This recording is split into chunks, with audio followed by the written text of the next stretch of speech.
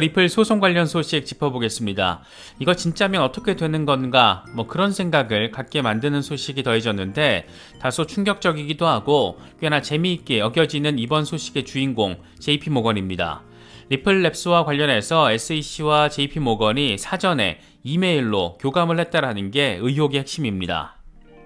재미있는 것은 이 이메일을 정보공개자유법에 따라서 공개하라고 요청을 한 게 미국인 XRP 홀더이고 실제로 해당 내용을 지금 SEC가 검토하고 있다고 합니다. XRP 홀더인 애슐리 프라스퍼는 FOIA의 SEC와 JP모건 사이에 리플과 관련한 커뮤니케이션이 있었는지, 그러니까 소송 전에 SEC와 JP모건 사이에 교감이 있었는지를 확인해달라고 요청을 했습니다. 그런데 재미있는 것은 해당 커뮤니케이션 자료, 이 이메일이 실제로 존재했고 이걸 지금 SEC가 검토하고 있는 상황이다. SEC는 이걸 기밀로 유지해야 한다라는 입장인데 추가로 60일 정도 검토 시간이 필요하다라고 밝혔다. 이런 내용을 함께 공개했습니다. 미국 정보자유법은 공무원 또는 국가기관이 보관하고 있는 기록에 국민이 접근할 수 있는 권한을 의미합니다. 개인정보가 포함된 학업, 또 인사기록, 변호사 비밀유지 관련 서류, 특정 계약과 관련된 정보 이런 것들을 제외하면 FOIA의 메일 등을 통해서 공개를 요청할 수가 있습니다. 그러니까 애슐리 프라스퍼라는 한 개인이 FOIA의 해당 요청, 다시 말해서 SEC와 JP모건 사이에 이메일 커뮤니케이션이 있었는지 확인을 요청을 했고 이걸 지금 SEC가 내부적으로 확인하고 해당 내용을 검토하고 있다라고 밝힌 그런 상황인 겁니다. SEC와 JP모건이 리플 소송 전에 이메일을 통해서 리플랩스와 관련된 커뮤니케이션을 사전에 실제로 했다라는 것도 놀랍게 느껴지고 이걸 찾아서 SEC로 하여금 검토하게 만든 XRP 홀더도 참 대단하다고 느껴지는데 핵심은 간단합니다. JP모건 등 미국 레거시 금융기업들이 리플을 죽이려고 잡으려고 SEC와 교감을 사전에 했을 수 있을 가능성이 존재한다라는 건데, 그래서 이 이메일에 담긴 내용은 이른바 힘먼 스피치 이메일보다 더 파급력이 클 수 있다라는 말들 벌써부터 나오고 있습니다. 그렇다 보니까 해당 내용을 담은 이른바 JP모건 이메일이 공개될지 여부에 관심이 쏠리고 있는 겁니다. 이게 또 완전 비현실적인 예상도 아닌 것이 지난해의 경우만 해도 한 개인이 역시 FOIA를 통해서 윌리엄 힘먼이 누구랑 이메일을 주고받았는지 그 세부 내역이 공개되기도 했습니다. 물론 SEC는 늘상 그렇듯 대부분 블랭크 처리를 한 채 공개를 했지만 여론의 환기 측면에서는 상당히 임팩트가 컸던 이슈였습니다. 그런데 이번에는 월가의 돈귀신을 상징하는 곳이자 리플의 혁신과 이 국경 간 송금에 있어서 리플의 혁신과 거의 동등한 수준으로 블록체인 국경 간 송금 기술을 구현하고 있는 JP모건이 SEC와 야합을 해서 리플 죽이기에 나섰을 가능성이 공론화된 상황이니까 아주 세상 골 때리게 돌아가고 있다는 점을 다시금 느낄 수 있는 부분이 아닐까 생각됩니다. 지금까지 리플이 SEC의 1번 타자로 괴롭힘을 당하게 된 것은 이더리움 얼라이언스가 SEC에서 일하던 윌리엄 힘먼과 짬짬이를 한 게 가장 큰 원인으로 알려져 있었는데, 만약 JP모건이 진짜 리플 잡겠다, 죽이겠다라고 그 필요성과 관련된 내용을 SEC와 이메일로 직접적으로 사전에 논의를 하고 이후에 SEC가 이걸 반영해서 리플랩스를 상대로 소송을 낸 것이라면, 이게 진짜라면 이 임팩트는 꽤나 클 수밖에 없을 것으로 생각할 수 있을 것 같습니다. 리플 소송이 진짜 세기의 크립토 소송이라고 불릴 만한 것은 이렇게 상상 이상의 상황이 판결을 기다리고 있는 지금 상황에서 이어지고 있는 것만 봐도 느낄 수 있는 부분이 아닐까 생각됩니다. 리플 소송 전반적인 타임테이블과 관련해서 요즘 이런저런 전망과 시나리오들 자칭 타칭 리플 전문가들 사이에서 나오고 있는데, 이번에는 제레미 호건 변호사가 나름의 의견을 제시했습니다. SEC와 리플 소송이 항소 절차에 따라서 2026년 이후까지도 이어질 수 있다. SEC는 리플의 패소에도 결코 항소하지 않을 것이다. 만약 항소 법원에서도 SEC가 패소할 경우에 위험한 선례를 만들 수 있기 때문이다. 항소 법원의 판결은 구속력을 갖기 때문에 SEC 입장에서는 항소에서 얻을 수 있는 이점이 크지 않다. 하지만 리플 입장에서는 패소하면 항소는 물론 대법원까지 갈 것이다. 이렇게 설명을 했습니다. 진짜 어떤 결과가 나오게 되고 또 어떤 후속타가 이어지게 될지 너무너무 궁금하고 기대되는 부분입니다. 이와 관련해서는 뉴투데이가 좀 더 긍정적인 가능성에 대한 분석을 제시했습니다. XRP 일간 차트 기준으로 올해 들어서 처음으로 50일 이동평균이 200일 이동평균을 넘어서는 골든크로스가 확인됐다는 겁니다. 뉴투데이는 XRP가 지난 3월 29일 5일 연속 상승하면서 0.589달러를 찍었는데 지금은 차익 실현 매물이 나오면서 랠리가 가라앉은 상황이다라고 설명을 했습니다. 그러면서 이번 골든크로스를 막연하게 기대감으로 해석해서는 안 된다라는 점도 함께 설명을 했는데 골든크로스가 확실한 상승 추세를 나타낼 수는 있지만 절대적인 신호는 아니다. 2022년 10월에도 XRP는 골든크로스 상황을 만들어냈지만 FTX 사태로 인해서 무효화된 적도 있다. 이런 점도 함께 덧붙였습니다. 리플 소송 판결 과연 언제쯤 나오게 될 것인가? 이에 대해서 이번에도 존 디튼 변호사가 살짝 입을 털어줬습니다. 이 양반 요즘 들어서 더 부쩍 가능한 거의 모든 시나리오에 대해서 적극적으로 멘트를 날려주고 있는데 이번에는 5월 6일 판결 가능성을 제시했습니다. 이게 어떤 근거로 5월 6일이 이렇게 구체적으로 제시가 된 것인지가 제일 궁금한 지점이라고 할 수 있는데 기준점으로 제시된 것은 도버트 챌린지였습니다. 도버트 챌린지는 증인 채택에 대한 일종의 이의 신청으로 재판이 진행 중인 상황에서 판사나 배심원에게 자격이 없는 전문가 증인의 증언을 배제하기 위해서 판사에게 제기하는 이의 신청을 의미합니다. 아마 기억하시는 분들 기억하실 텐데 현지 시간으로 지난 3월 6일에 법원은 전문가 배제 이의 신청에 대해서 갈래타기를 했고 이때 SEC의 핵심 증인이 배척되면서 굉장한 관심을 끌었던 때였습니다. 그러니까 다시 말해서 리플 소송 도버트 챌린지 결과 판결이 3월 6일에 나왔던 겁니다. 이때 핵심적인 인물은 SEC 측 전문가로 등판했던 패트릭 두디였는데 이 양반은 XRP 투자자들이 XRP를 투자 계약으로 판단하고 추후에 시세가 오를 것을 기대하고 매수한 것이다. 이런 희한한 주장을 하면서 XRP는 증권이라는 의견을 법원에 제출했습니다. 이때 당시 존 디튼 변호사는 그는 분명 XRP 홀더 단 한 명도 인터뷰하지 않고서 의견을 정리한 것이라며 무척이나 열받는 감정을 내보이기도 했습니다. 그래서 아미커스 브리프를 법정에 직접 제출해서 전 세계 XRP 홀더들의 의견을 법원에 전달하겠다라고 의견서를 법원에 내기도 했습니다. 그러니까 글로벌 XRP 홀더들의 아미커스 브리프가 법정에 제출되게 하는 데 있어서 아주 큰 공헌을 직접적으로 한 그런 인물이기도 합니다. SEC 입장에서는 나름 전문가라는 사람을 내세워서 전문가 의견이라고 제시를 했었는데 특히 무엇보다 XRP가 증권이라는 점을 주장하는 전문가 증언, XRP 투자자들은 시세 상승을 기대한 투자 계약을 하고 매수한 것이다. 이런 아주 신박한 주장으로 우리를 열받게 만들었던 이 양반의 주장이 그때 법원에서 완전 박살났던 겁니다. 그런데 아날리사 토레스 판사가 통상 도버트 챌린지 판결을 내리고 나서 60일 뒤에 약식 재판 판결을 내렸기 때문에 이번 리플 소송 사건의 경우에는 3월 6일에서 60일 뒤인 5월 6일에 판결을 내릴 가능성이 있다. 이런 나름의 논리적인 유추 상황을 존 디튼 변호사는 설명을 하고 있는 겁니다. 이런 타임테이블을 근거로 대면서 설명하는 것도 참 대단하게 느껴지기도 하는데 과연 5월 초에 의미 있는 결과 나올 수 있을지 진짜 나오게 될지 주목되는 부분입니다. 리플 커뮤니티에서 활발히 활동해온 빌 모건 변호사가 이번에도 재미있는 분석을 제시했습니다. 리플사가 XRP 가격을 통제했다라는 SEC의 주장이 입증되기 위해서는 SEC가 비트코인, 이더리움과 XRP의 가격 관계를 설명해야 한다. 근데 이건 불가능하다. 이렇게 공세를 펼친 겁니다. 이 양반은 자신의 트위터를 통해서 리플사에 의한 XRP 가격 통제를 주장하기 위해서 SEC는 비트코인 그리고 이더리움과의 상관관계를 설명을 해야 한다. SEC 내부 전문가가 2018년 중반 이후 XRP의 가격 움직임이 90% 이상 비트코인과 이더리움의 가격 움직임에 영향을 받는다라는 점을 인정했다. SEC 관계자의 말이 맞다면 리플사가 중앙 집중화된 사업자로서 XRP의 가격을 통제하고 있다라고 주장하기 위해서 SEC는 리플사가 비트코인과 이더리움의 가격 변동에 의해서 XRP 가격을 통제하고 있다라고 가정해야 한다. 근데 이건 입증이 불가능한 명제다. 대부분의 암호화폐 가격은 비트코인 가격 움직임에 영향을 받기 때문이다. 또한 SEC는 리플사가 XRP 가격을 상승시키기 위해서 몇몇 조치를 취했다라고 하는데 이 같은 조치가 영향을 미쳤는지 설명하지 못했다. 또한 2013년 이후에 리플사가 판매한 XRP는 전체 공급량의 극히 일부에 불과하다. 이렇게 설명을 했습니다.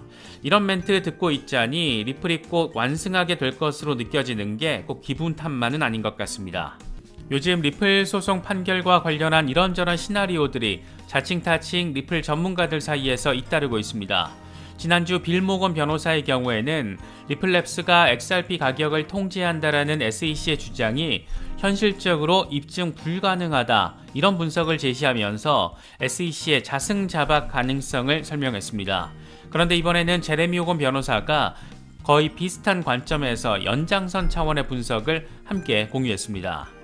제레미 호건은 빌 모건이 지난주에 공유했던 SEC의 주장을 담은 문건을 공유하면서 2018년 중반 이후에 판매된 XRP는 유가증권이 아니라고 법원이 판단할 수 있다 이렇게 주장을 했습니다.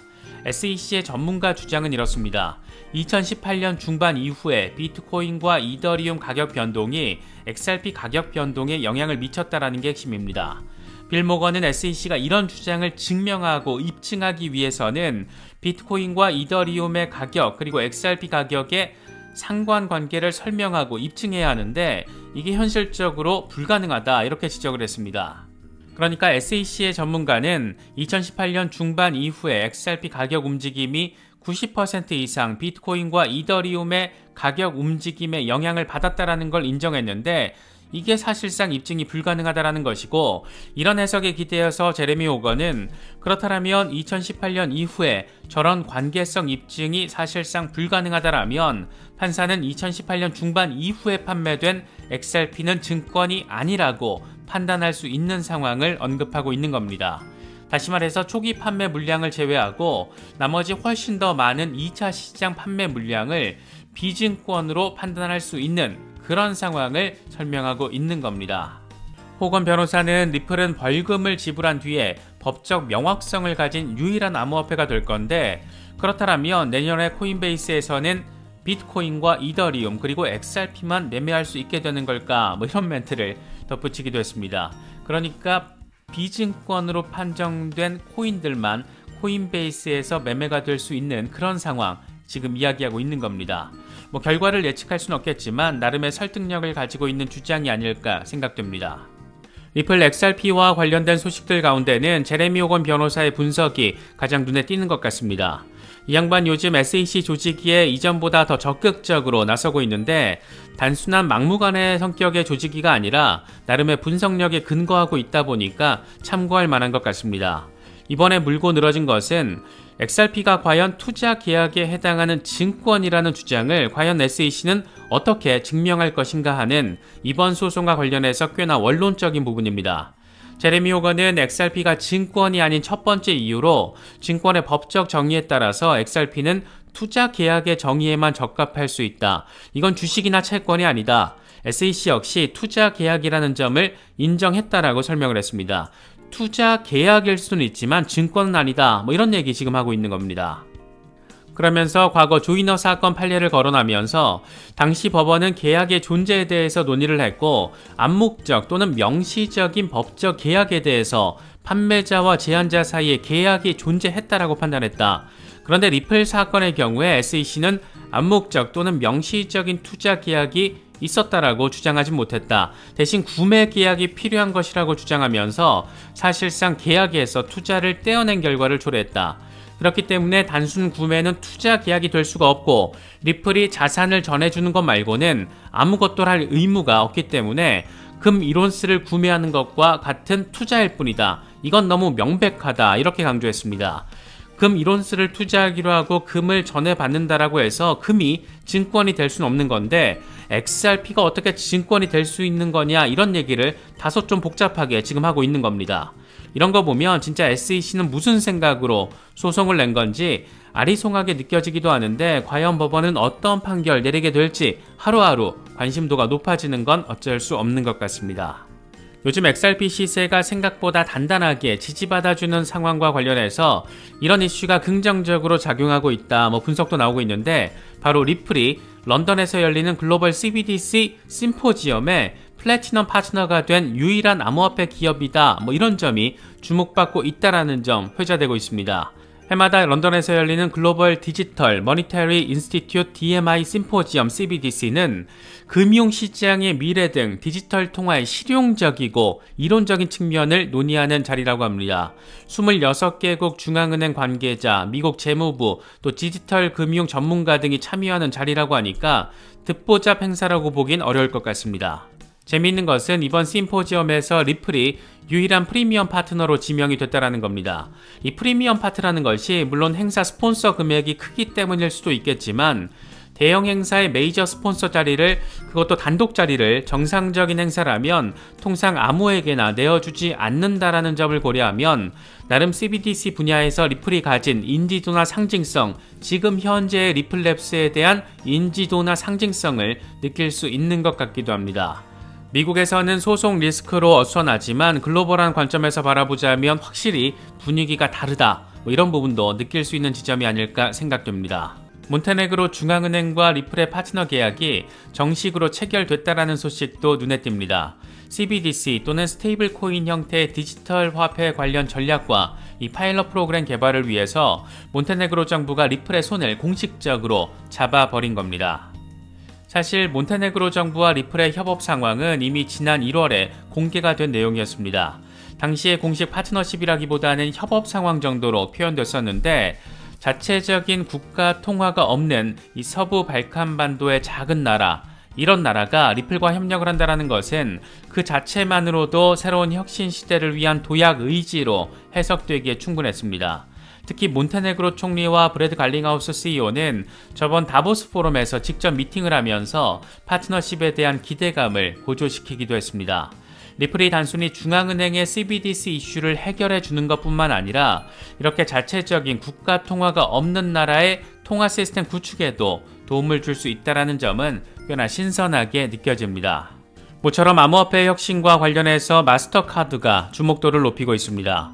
마스터카드 고객이 국경 간 결제를 하는 데 있어서 더 편리하게 만들겠다라며 이른바 크로스보더 서비스 익스프레스를 발표했습니다. 더 빠르고 더 안전하게 국경 간 결제를 할 수 있도록 하겠다라면서 나름의 서비스를 출시한 겁니다.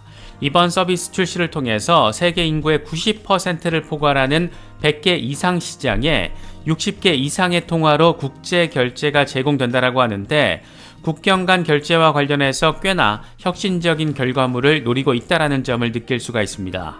이 자체만으로도 리플의 혁신 컨셉과 유사한 점이 많다라는 건 느낄 수가 있지만, 혹시나는 역시나였습니다.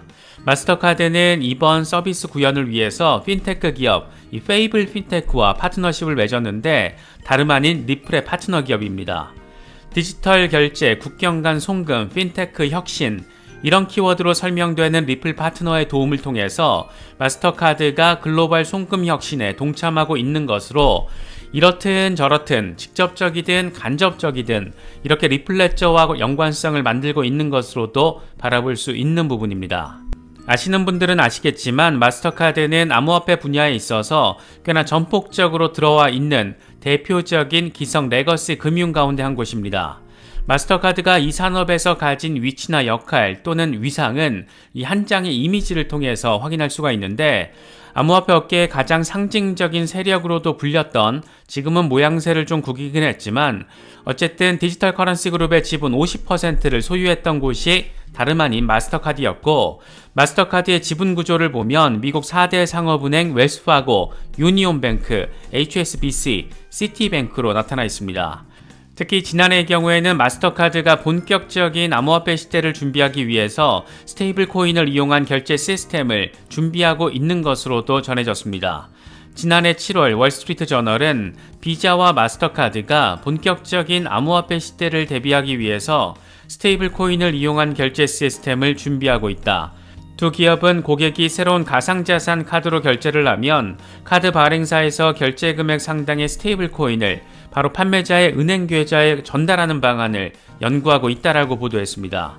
레거시 금융 입장에서는 밥그릇을 뺏길 수도 있는 혁신의 과정에서 신구 갈등과 경쟁 양상 대신 채택과 융합의 길을 선택한 것으로도 바라볼 수 있을 것 같습니다. 리플 소송과 관련해서도 모처럼 속보성 소식이 들어왔습니다. 이제 치고박는 싸움 거의 끝났을 거라고 생각을 했는데 리플이 SEC의 주장을 한 번 더 반박하면서 어쩌면 마지막이 될지도 모를 공세에 나선 것으로도 바라볼 수 있는 상황입니다. 가장 최근까지 논쟁거리가 됐던 것은 공정한 고지 이슈였습니다. 리플은 공정한 고지가 중요하다는 내용을 담은 다른 사건 관련 판결 내용을 법원에 제출하면서 SEC가 공정한 고지를 안 해서 규제 불확실성을 더 키웠다, 이런 식의 비판을 제시했고, 이에 대해서 SEC는 리플 측이 공정한 고지와 관련된 다른 사건 법원 진술을 뻔뻔하게 잘못 해석하고 있다, 선택적으로 유리한 문구를 뽑아서 잘못된 시도를 하고 있다, 이렇게 다소 논리적이지 않은 비판성 메시지를 법원에 제출하기도 했습니다. 그런데 이번에 리플이 강조하고 있는 것은 커먼웰서라는 곳과 SEC의 소송 과정에서도 역시나 공정한 고지가 부족했다라는 점을 설명하고 있는 부분입니다. 특히 SEC가 돈을 주고 영입한 외부 전문가 역시 SEC의 가이던스가 명확하지 않다라고 진술했던 부분을 강조하고 있는데, 결국 정리하면 현행 미국 증권법을 통해서 XRP는 증권으로 구분되기가 진짜 어렵고 이와 관련한 공정 고지도 없었다. 그러니까 XRP가 증권일 수 있다라는 SEC의 사전 고지가 없었다. 이 정도로 정리할 수 있을 것 같습니다. 이 정도면 미국 SEC는 그저 권력 노름에 취해 있다. 이 정도로 바라볼 수 있지 않을까 생각되기도 합니다. 최근 국내 거래소 콜드월렛이 해킹당하는 사건이 발생하면서 내 자산을 어디에 어떻게 보관을 해야 할까 고민이 커질 수밖에 없는 시기입니다. 특히 지난해 FTX 사태까지 겪은 상황이다 보니까 이런 우려를 갖는 것은 당연해 보이기도 합니다. 탈중앙화 거래소가 됐든 개인 콜드월렛이 됐든 나름의 리스크 분산 차원의 관리가 필요하다는 생각이 들기도 하는데, 콜드월렛을 통한 셀프 커스터디에 관심이 있으신 분들은 화면의 카드를 클릭하시면 저희 채널과 파트너십을 맺고 있는 디센트 월렛을 특별 할인 가격에 구매하실 수 있습니다. 특정 거래소나 코인 이체 등과 관련된 문의는 디센트 고객센터를 통해서 확인하실 수 있습니다. 이번에 준비한 영상은 여기까지입니다. 시청해주셔서 감사합니다. 지금까지 크립토 노마디였습니다.